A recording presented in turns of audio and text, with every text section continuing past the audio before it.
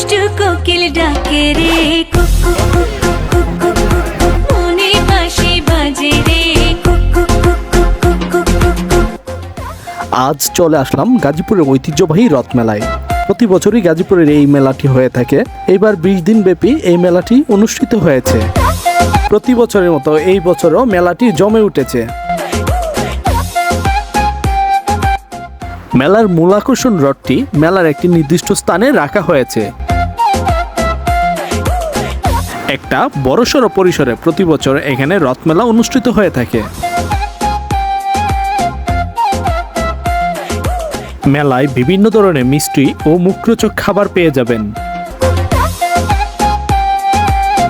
মেলার মিষ্টির দাম অ্যারাউন্ড 250 থেকে 300-র ভিতরে।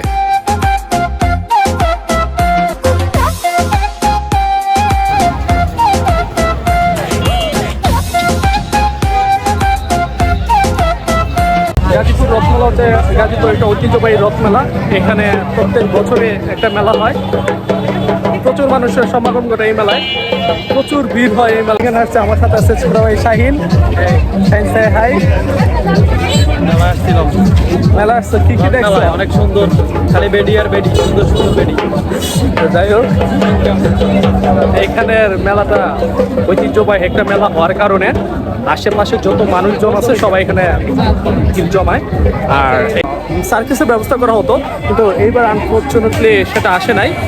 আর রথটা আমার পিছনে, এই পাশে রথটা রাখা আছে।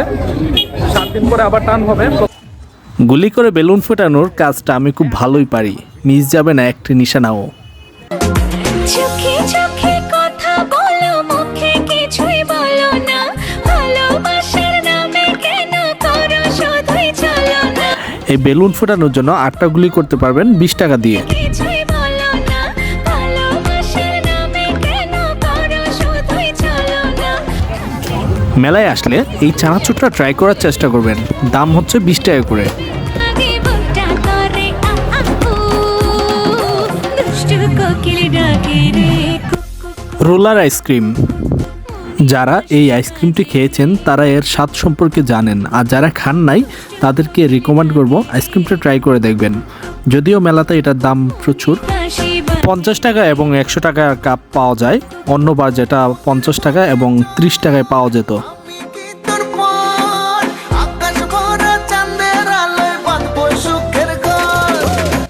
মেলায় মেয়েদের জন্য বিভিন্ন রকম সাজুগুজু জিনিস রয়েছে।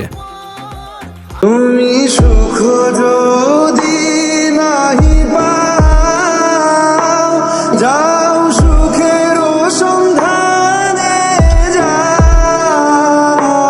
তুমি সুখ যদি নাহি পাও, যাও সুখের সন্ধানে যাও।